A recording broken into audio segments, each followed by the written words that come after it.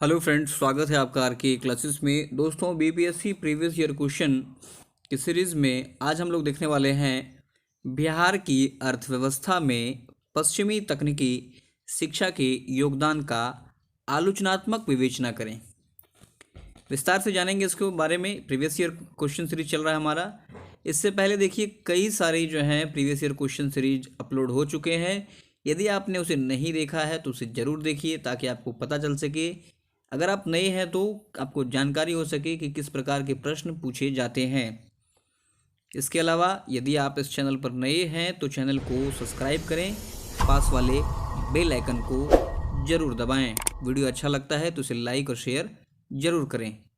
तो चलिए शुरू करते हैं आज का अपना टॉपिक।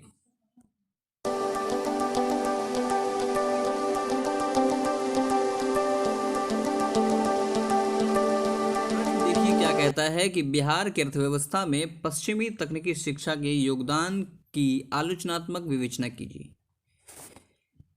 मानव सभ्यता के विकास और आधुनिकीकरण में पाश्चात्य तकनीकी शिक्षा की जो भूमिका है ये काफ़ी निर्णायक रही है। इसने विश्व अर्थव्यवस्था में बहुआयामी एवं मौलिक परिवर्तन को संभव बनाया है और इसी वजह से जो है जीवन स्तर की जो गुणवत्ता में क्रांतिकारी परिवर्तन आए, काफ़ी सुधार हुए। बात करें बिहार की अर्थव्यवस्था में भी पाश्चात्य तकनीकी शिक्षा का योगदान जो है ये बहुत ही महत्वपूर्ण उल्लेखनीय रहा है। बिहार में तकनीकी शिक्षा का आरंभ अंग्रेजी शासनकाल में ही हो गया था। इस दिशा में राज्य में चिकित्सा, अभियांत्रिकी, कृषि, पशुपालन, खनन प्रौद्योगिकी, सूचना प्रौद्योगिकी से संबंधित तकनीकी शिक्षाओं की स्थापना की गई। तो कई सारे जो हैं चीज़ों को स्थापित किया गया। आगे कहता है कि इन तकनीकी संस्थाओं में शोध, अनुसंधान एवं प्रशिक्षण आदि पर आधारित प्रविधियों सेवाओं के विकास से बिहार की अर्थव्यवस्था में बुनियादी परिवर्तन आए हैं। यद्यपि ये परिवर्तन जो है सीमित ही रहे हैं। और सीमित क्यों रहे हैं तो ये हम लोग सब जानते हैं।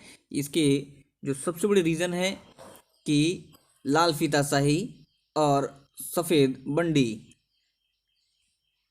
कहता है कि बिहार एक कृषि प्रधान राज्य है और कृषि के आधुनिकीकरण के लिए तकनीकी शिक्षा काफ़ी जरूरी है।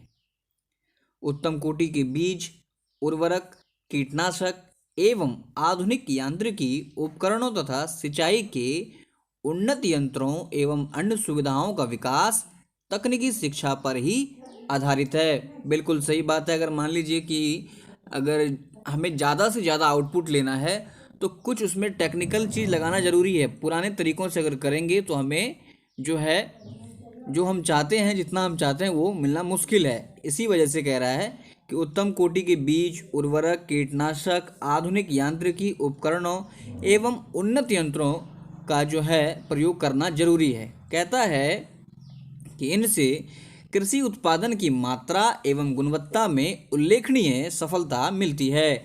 बिल्कुल सही बात है और इसका प्रयोग आज हो रहा है। तो हम लोग देख रहे हैं कि लगभग जो है बिहार प्रत्येक चीज़ के उत्पादन में पहले या दूसरे स्थान पर रहता है। कहता है कि बिहार का पूसा कृषि विश्वविद्यालय, भागलपुर कृषि विश्वविद्यालय, रांची कृषि विश्वविद्यालय इस दिशा में अग्रसर रहे हैं। फिलहाल तो ये अब खत्म हो चुका है, मतलब दूसरे स्टेट में है।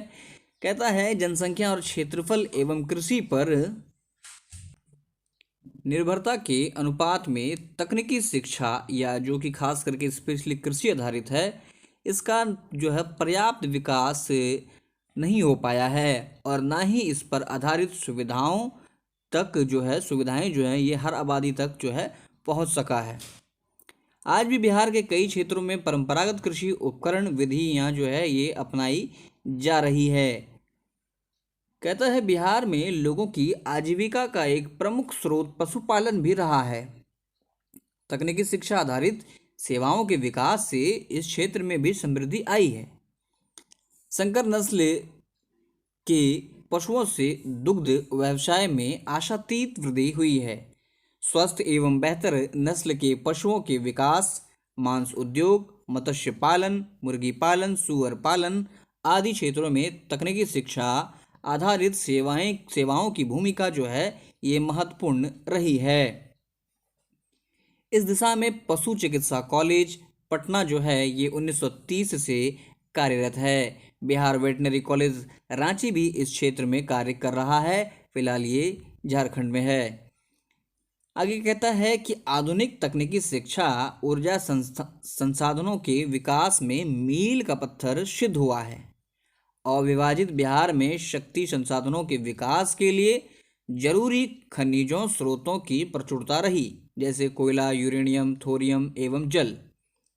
तकनीकी शिक्षा के आधार पर ही बिहार में कई ताप विद्युत परियोजनाओं का निर्माण हुआ है, जैसे कि यहाँ लिखता है पतरातू, कांटी, बरौनी, बोकारो। तो अपने पास अभी जो है केवल बरौनी है। आगे कहता है कि बिहार में कई पनबिजली परियोजनाओं का भी निर्माण हुआ है, जिनके विकास में तकनीकी शिक्षा की निर्णायक भूमिका रही है। ये परियोजनाएं बहुउद्देशीय हैं, जिनसे सिंचाई, ऊर्जा उत्पादन, पर्यटन, मत्स्य पालन एवं बाढ़ नियंत्रण जैसे लाभ प्राप्त होते हैं। आगे कहता है कि बिहार में ऊर्जा उत्पादन से सर्वप्रथम दामोदर घाटी परियोजना का निर्माण 1998 में किया गया। बिहार में कृषि उद्योग एवं आधारभूत क्षेत्र भी इससे लाभान्वित हुए हैं। अविभाजित बिहार में देश का लगभग 40% खनिज पाया जाता था। इन खनिज पर आधारित उद्योग का विकास पश्चिमी तकनीकी शिक्षा के बल पर ही हो सका है। आगे कहता है कि इस दिशा में खनिज संसाधनों का समुचित दोहन हेतु 1926 में इंडियन स्कूल ऑफ माइंस की स्थापना की गई धनबाद में। इसका उद्देश्य क्या था? तो खनिज संसाधनों से संबंधित शोध को बढ़ावा देना। यह प्रयास मुख्यतः निजी क्षेत्र के द्वारा हुआ। तकनीकी शिक्षा के बल पर ही डालमिया नगर में कागज उद्योग जैसे अनेक प्रतिष्ठानों की स्थापना की गई है। आधुनिक तकनीकी शिक्षा के आधार पर ही यातायात के साधनों का पर्याप्त विकास संभव हो पाया है। रेलवे, सड़क, जल परिवहन का सुदूर क्षेत्रों तक विकास हुआ और इसी शिक्षा, तकनीकी शिक्षा एवं इस पर आधारित सेवाओं, प्रविधियों के विकास से रोजगार आदि के जो हैं पर्याप्त अवसर का विकास हुआ है। आज कंप्यूटर, सूचना प्रौद्योगिकी, जैव तकनीक आदि के विकास से रोजगार अवसरों का जो है भारी मात्रा में सृजन हुआ है। निष्कर्षतः यह कहा जा सकता है कि बिहार की अर्थव्यवस्था में पाश्चात्य तकनीकी शिक्षा की महत्वपूर्ण भूमिका रही है और इसका पर्याप्त विकास बिहार के लिए वरदान हो सकता है। आगे कहता है वरदान हो सकता है, लेकिन इस दिशा में बिहार में ना तो पर्याप्त विकास हुआ है और ना ही सही ढंग से इसका उपयोग हो पाया। तो ये प्रश्न में हम लोग इतने महत्वपूर्ण तथ्यों को देखा हम लोगों ने। उम्मीद है कि इससे जो इम्पोर्टेंट पॉइंट होगा उसको आप अलग से अपने नोट्स में लिख पाएंगे, समझ पाएंगे, कुछ लेटेस्ट पॉइंट इसमें ऐड कर पाएंगे। मिलते हैं अगले लेक्चर में। धन्यवाद।